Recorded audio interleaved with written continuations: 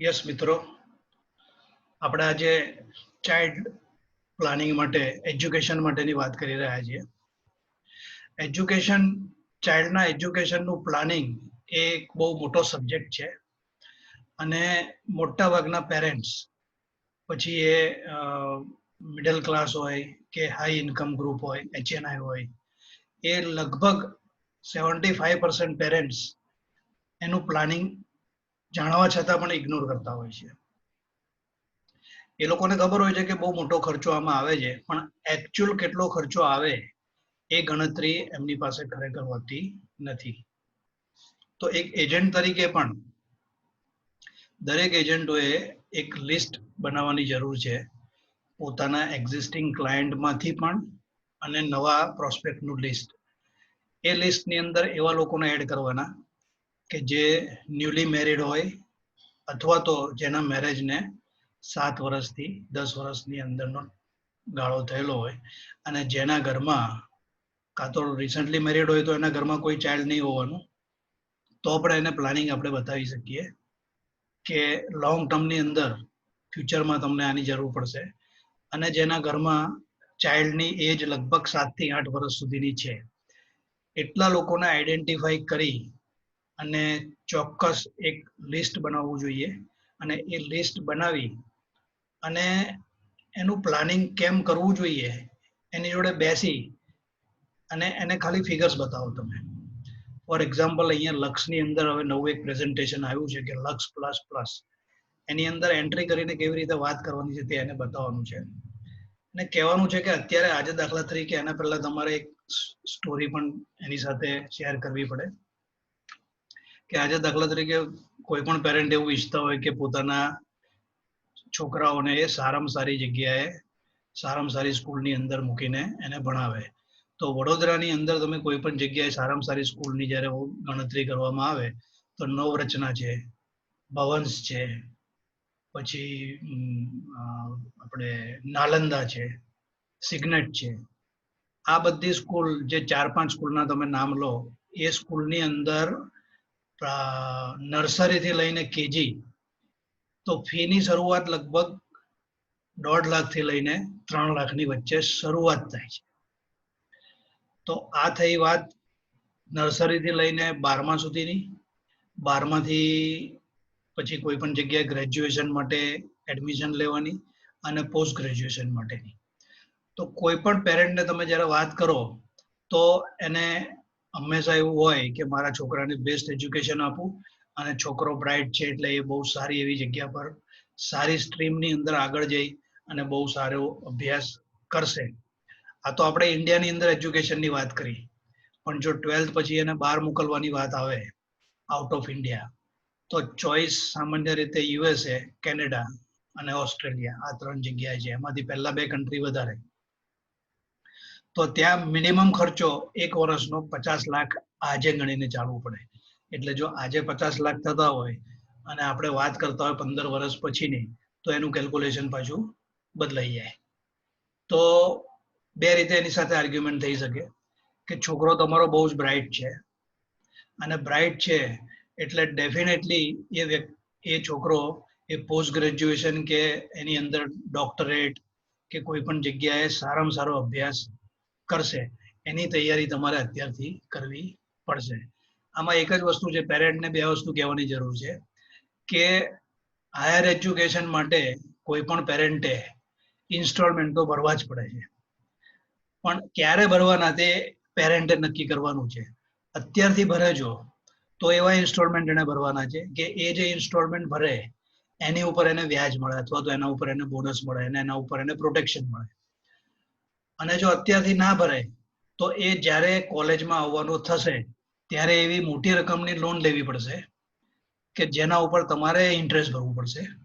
અને એ ઇન્ટરેસ્ટ અત્યારે તમને જો વ્યવસ્થા કરો ને તમને જે મળવાનું છે ઇન્ટરેસ્ટ, એના કરતાં એ ઇન્ટરેસ્ટ લગભગ ડબલ તમારે ભરવું પડશે. તો ઇન્સ્ટોલમેન્ટ તો ભરવાના જ છે.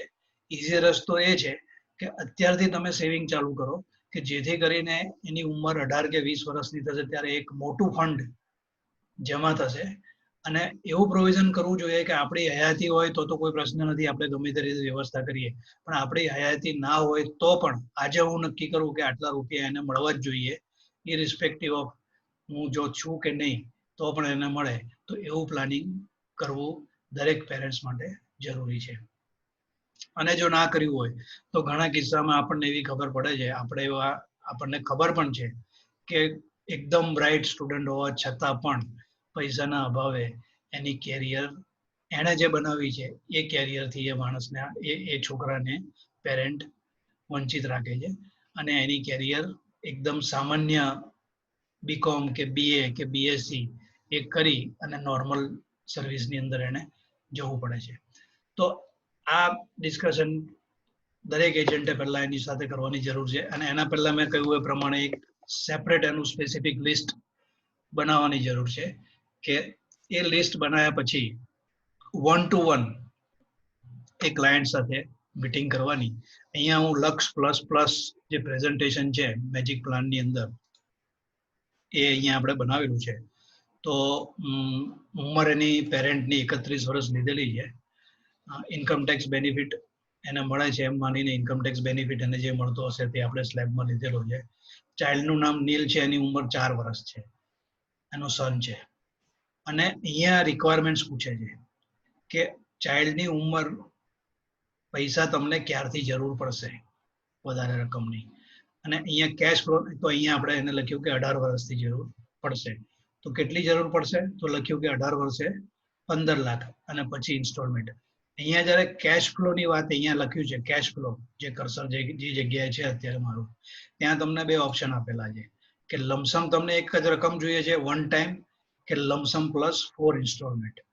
મોટા ભાગના કેસમાં લમસમ પ્લસ 4 ઇન્સ્ટોલમેન્ટ જ જોઈએ. એનું કારણ છે કે એડમિશન વખતે એક બહુ મોટી રકમ જોઈએ, અને એડમિશન મળી ગયા પછી every year, weather 2 years 3 years કે 4 years જે એનો કોર્સ હોય એટલા વખત સુધી એની ફીસ ભરવાની આવે. તો એની સાથે એને પૂછે એ પ્રમાણે જ આપણે આના અંદર એન્ટ્રી કરવાની છે, કે માનો કે આજે કોઈ વ્યક્તિને સારી સ્ટ્રીમની અંદર એડમિશન લેવું હોય, સારી કોલેજની અંદર એડમિશન લેવું હોય તો કેટલા રૂપિયા જોઈએ? તો ડેફિનેટલી એ એવી રકમ કહેશે કે જે 15 થી 20 લાખથી ઓછી ના હોય. અને અહીંયા પછી તમે એને કહો કે તારે પછી કેટલા રૂપિયા જોઈએ છે, તો અહીંયા ફોર એક્ઝામ્પલ તમે એને 2 લાખ કહો, તો એ રકમ અહીંયા, આ જે વસ્તુ છે તે ક્લાયન્ટની સાથે બેસી અને એની સામે જ એન્ટ્રી કરવાની છે કે કેટલા વર્ષથી, એ જે ઉંમર કે ઉંમર અહીંયા નાખવાની છે. પછી એ આપણને કહે કે ભાઈ લમસમ કેટલા રકમની જરૂર છે, તો 15 લાખ. કદાચ કોઈ તમને એવોઇડ કરવા માટે એમ કે લખો ને લાખ રૂપિયા 18મા વર્ષે, તો એ કેસમાં આપણે એની જોડે એગ્રી નથી થવાનું. એને કહી સાહેબ આજે લાખ રૂપિયા એ સામાન્ય સ્કૂલ કે જેને આપણે એવરેજ સ્કૂલ કહીએ, એની ફી એ 1 થી 12 ધોરણની અંદર 60 થી 70 હજાર છે, અને તમે વાત કરો છો કે કોલેજની અંદર 1 લાખ રૂપિયાની અંદર વાત પતી જશે. એટલે જો પ્લાનિંગ કરવાની ઈચ્છા ના હોય તો આપણે આ વાત જ અહીંયા પૂરી કરી દઈએ. તો કારણ કે આ ટાઈપના ક્લાયન્ટો બી આપણને મળે છે ઘણી વાર. હવે દાખલા તરીકે આપણે વાત કરી કે ભાઈ છોકરો તમારો એકદમ બ્રાઇટ છે, જો અળવિત્રો કોઈ ક્લાયન્ટ હોય તો એવું બી કે ના ના આ છોકરો તો છે ને માંડ ભણે તો જ બહુ છે, ગ્રેજ્યુએટ થાય તો જ બહુ છે, બરાબર.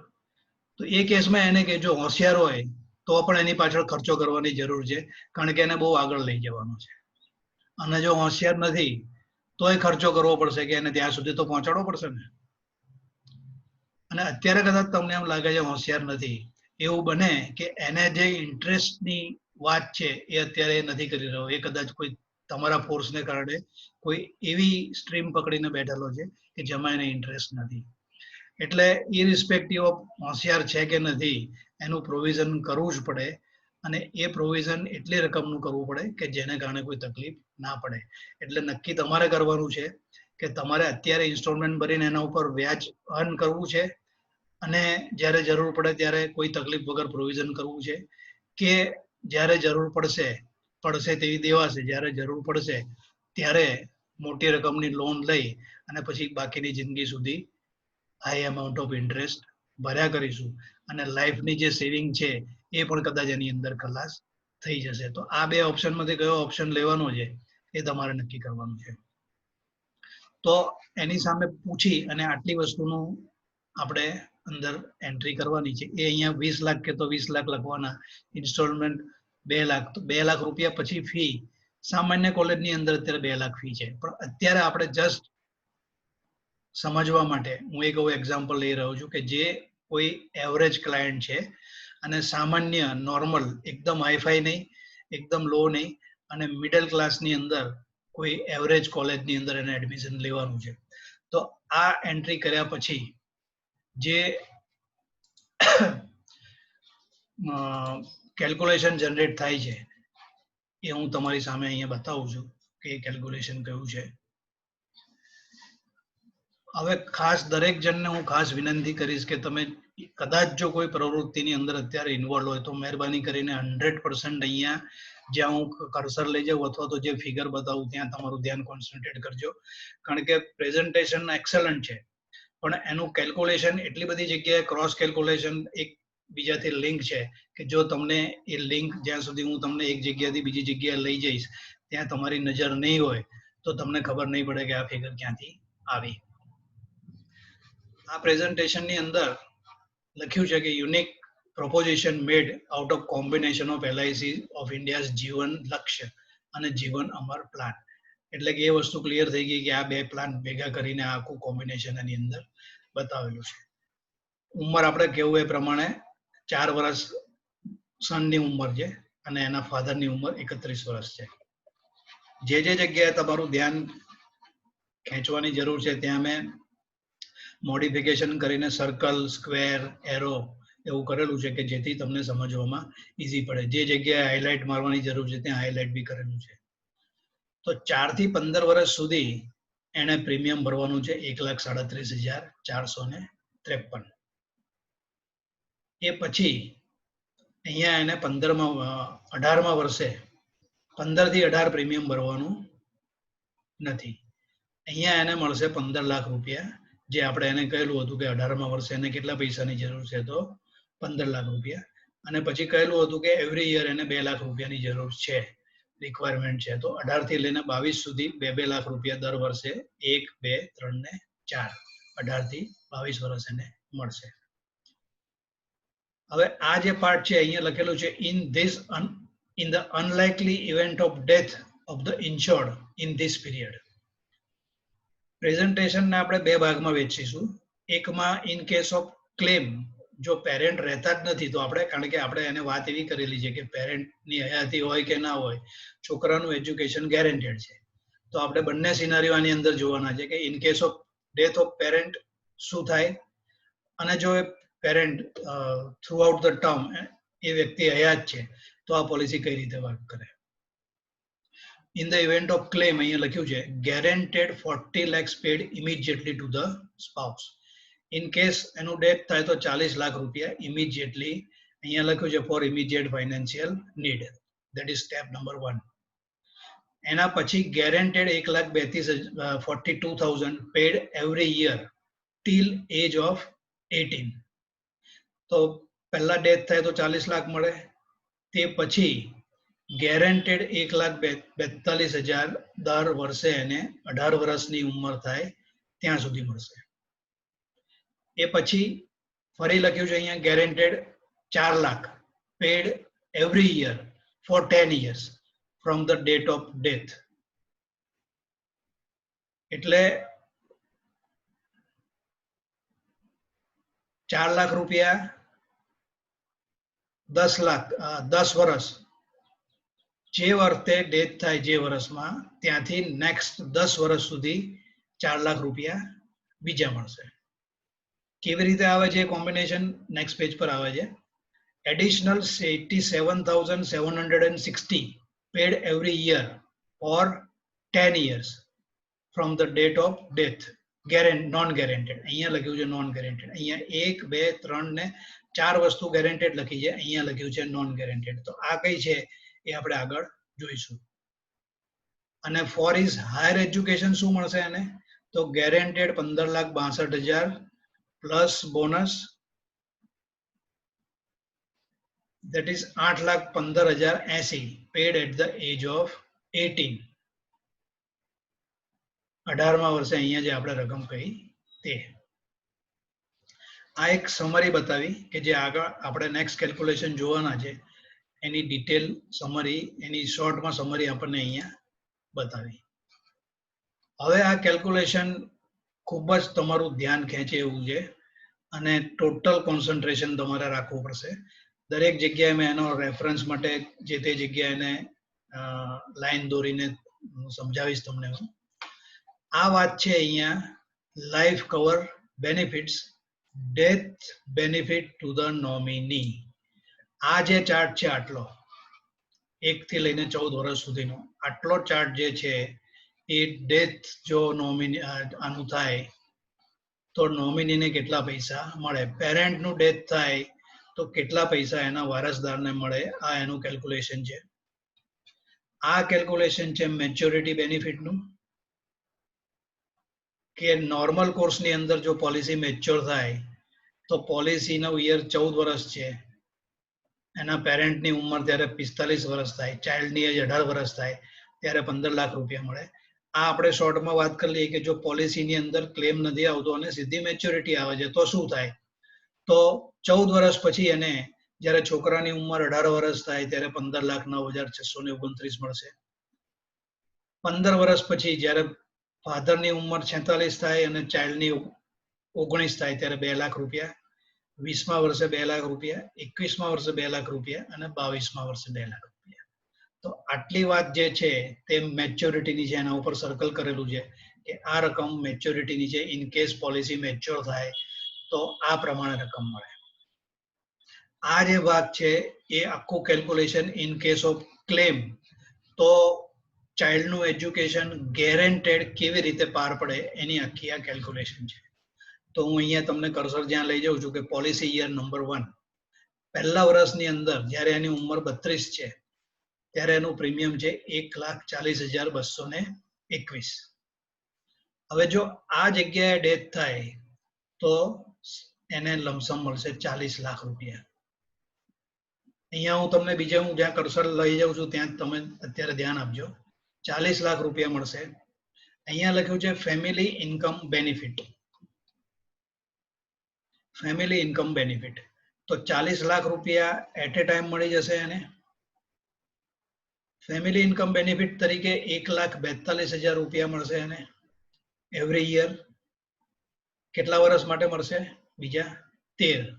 એટલા માટે કે 14 વર્ષની પોલિસી છે, પહેલા વર્ષે થયું છે એટલે 14માંથી 1 ગયું તો 13.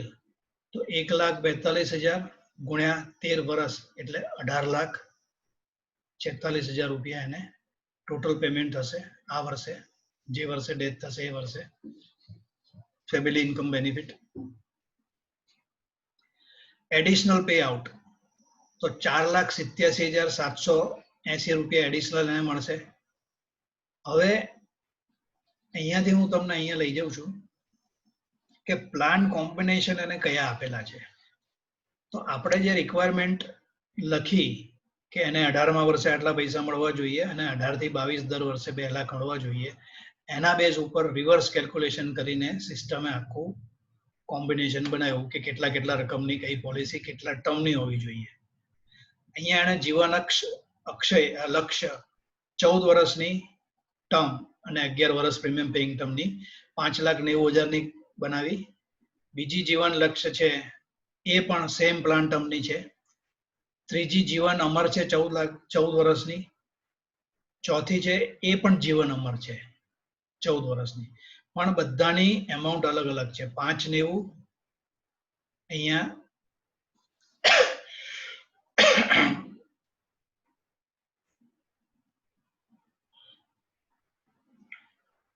આ રકમ કેટલી છે તે જોવી પડશે, એક જ મિનિટ. 8,90,000 આ રકમ છે તે 8,90,000 છે. 5,90 વત્તા 8,90 આ બેનું જે ટોટલ થાય તે 14,20,000 થાય. એટલે 14,20,000 ના 10% 1,42,000 અહીંયા મળે છે. તો આ બેનું ટોટલ જે છે જીવન લક્ષ્ય પોલિસીનું ટોટલ એના 10% અહીંયા મળે છે ક્લેમ થાય એટલે. ચારેય પ્લાનની અંદર અહીંયા રિમાર્કમાં લખેલું છે કે આ જે પહેલી પોલિસી છે એનો સમ એશ્યોર્ડ 5,90,000 છે. એની મેચ્યોરિટી 5 ઇન્સ્ટોલમેન્ટમાં લેવાની છે. જે અહીંયા આ 5 ઇન્સ્ટોલમેન્ટ મળ્યા તે અહીંયા મેચ્યોરિટીની વાત કરેલી છે. તો આ 5 ઇન્સ્ટોલમેન્ટ છે તે આ પ્લાનની મેચ્યોરિટીના 5 ઇન્સ્ટોલમેન્ટ સેટલમેન્ટ ઓપ્શનથી અહીંયા લઈ રહ્યા છે. એટલે આ રકમ જે છે પહેલાની એ અહીંયા આપણને કોરસ્પોન્ડિંગ ફિગર અહીંયા છે. બીજી જે પોલિસી લક્ષ્યની છે 8,30,000ની, એમાં લમસમ ઓન મેચ્યોરિટી લખ્યું છે કે પોલિસી પાકે ત્યારે. તો એ 14 વર્ષની છે. અહીંયા જે 15 લાખ રૂપિયા મળ્યા છે તે લમસમ ઓન મેચ્યોરિટી છે. ત્રીજું લખ્યું છે કે 40 લાખની બે છે અમર. એક 40 લાખની લમસમ ડેથ થાય ત્યારે પૈસા મળશે, અને જો બીજી 40 લાખની પોલિસી છે એની અંદર પહેલેથી ઓપ્શન એવું લીધેલું છે કે જો ડેથ થાય તો 10 ઇન્સ્ટોલમેન્ટમાં પૈસા જોઈએ. આ કન્ડિશન પ્લાનની પ્રપોઝડ પ્લાન જે બતાવ્યા છે 4, એ કેટલી રકમના અને એનું પેમેન્ટ કઈ રીતે કરવાનું એ ઓટોમેટિકલી સિસ્ટમ આપણને કેલ્ક્યુલેટ કરી અને રિમાર્ક સાથે આપે છે બેઝડ ઓન અવર રિક્વાયરમેન્ટ. તો 32માં પહેલા જ વર્ષે જો ક્લેમ થાય તો 40 લાખ ઇમિડિયેટલી મળશે. એ કયા મળશે? તો જીવન અમર જે 14 વર્ષની છે તેના. આ 1,42,000 કયા છે? તો આ બેનું જે ટોટલ થયું 14,20,000, બંને જીવન લક્ષ્ય પોલિસીનું જે ટોટલ થયું એ સમ એશ્યોર્ડના 10%, એટલે 14,20,000ના 10% 1,42,000. આ 13 વર્ષ સુધી મળશે. તો આનું આ ટોટલ કેટલી રકમ થઈ? 13 ગુણ્યા 1,42, તો આટલી. એડિશનલ પે આઉટ કેટલું થશે? 4,87,780. આ કઈ રકમ છે? 40 લાખ રૂપિયાના ક્લેમમાંથી 10 ઇન્સ્ટોલમેન્ટમાં આપણે પૈસા માંગેલા છે. એટલે 40 લાખ ભાગ્યા 10 કરો તો 4 લાખ થાય. પણ એની સામે અહીંયા લખ્યા છે કેટલા? 4,87,000. તમને કદાચ અહીંયા એક જગ્યાએ લખ્યું છે 4,87,000 નોન ગેરંટેડ લખ્યું છે. તો આ જે રકમ છે ખરેખર આ રકમ 4 લાખ થાય, કારણ કે 40 લાખ ભાગ્યા 10 કરો તો 4 લાખ થાય. પણ સિન્સ આપણે સેટલમેન્ટ ઓપ્શન કે ભાઈ 10 હપ્તાની અંદર મને મળે એને સેટલમેન્ટ ઓપ્શન કહીએ છીએ આપણે. તો 10 હપ્તામાં આપણે આ પૈસા માંગેલા છે ડેથ ક્લેમના, તો એનું ફેક્ટર છે કે જ્યારે તમે ઇન્સ્ટોલમેન્ટની અંદર પૈસા લેવાનું ઓપ્શન આપો તો કારણ કે ઓલરેડી તમારા 40 લાખ ડ્યુ થઈ ગયા છે, પણ તમે એ લેવાના છો 10 વર્ષના પીરિયડ દરમિયાન, તો એલઆઈસી તમને એના ઉપર ઇન્ટરેસ્ટ આપશે. એનું ફેક્ટર માટેનું એક ટેબલ છે. તો એ ગણતરી મુજબ એને 4,87,000, 4 લાખ પ્લસ 87,760 એ ઇન્ટરેસ્ટ છે, જે આજના રેટ પ્રમાણે આ વર્ષનો ઇન્ટરેસ્ટ રેટ છે એ પ્રમાણે એને અહીંયા ઇન્ટરેસ્ટ મળી રહ્યું છે. તો એવું 10 વર્ષ, કારણ કે 10 ઇન્સ્ટોલમેન્ટમાં આપણે લેવાના છે. આ રકમ એને 10 ઇન્સ્ટોલમેન્ટમાં મળશે, એટલે ટોટલ એને 48,77,600. તો એમાઉન્ટ ઓન મેચ્યોરિટી ડેટ અને અહીંયા ટોટલ બેનિફિટ પેડ. જો મેચ્યોરિટી થાય તો આ રકમ મળે છે ટોટલ, જે આપણે જોયું ઇન કેસ ઓફ મેચ્યોરિટી. તો ટોટલ બેનિફિટ કેટલો એને પે થયો? 1,29,58,680 in case of death in first year. તો બહુ મોટું કવરેજ એને મળે છે. ઇન કેસ એ વ્યક્તિનું ડેથ ગમે ત્યારે થાય તો આ બધી રકમ અહીંયા જે લખેલી છે ખાલી આને છોડીને એ બધી રકમ ગેરંટેડ છે. અહીંયા 40 લાખ એને ગમે ત્યારે ડેથ થશે તો 40 લાખ મળવાના છે. એ પછી આ પૈસા મળ્યા પછી જે તે વર્ષ, માનો કે 40મા વર્ષે કઈ થાય છે તો અહીંયા 40 લાખ મળશે. એ પછી 7,10,000, 5,68, 4,24, 2,84, 1,42 આ પ્રમાણે ફેમિલી ઇન્કમ બેનિફિટ એને મળશે.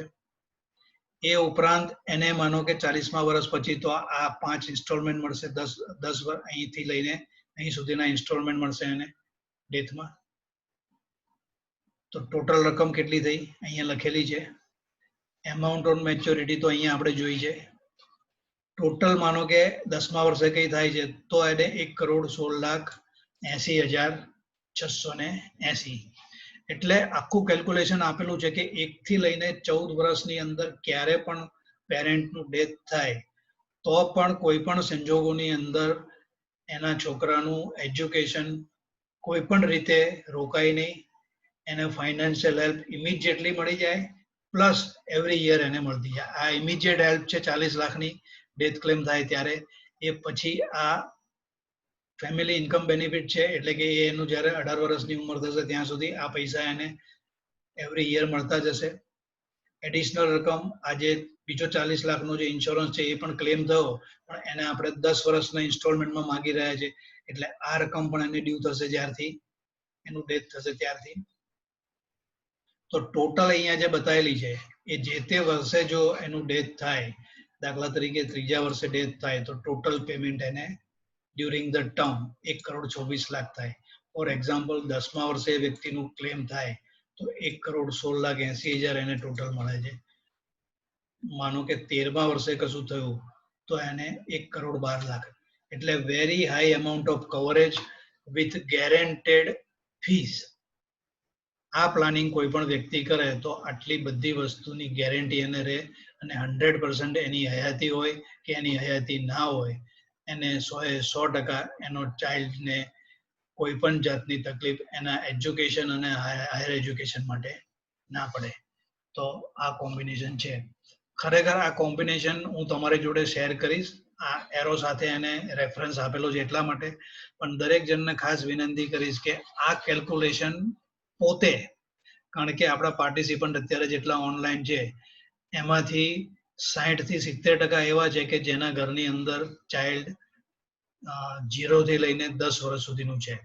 તો તમે જાતે એક તમારા પોતાનું કેલ્ક્યુલેશન કરજો કે ભાઈ મારો છોકરો આજે 3rd સ્ટાન્ડર્ડમાં છે તો મારે કેટલા રૂપિયાનું પ્રોવિઝન કરવું પડશે. તો આજે આ જોયા પછી તમે ઊંઘવાનું રાખજો, કારણ કે હું એવું ઈચ્છું છું કે તમને આજે ઊંઘ ના આવે. કારણ કે એ કેલ્ક્યુલેશન જ્યારે તમે તમારું પોતાનું કાઢશો ત્યારે તમને એમ થશે કે આટલા રકમની જરૂર છે અને તમે શું કર્યું છે એની સામે એ તો તમને ખબર જ છે.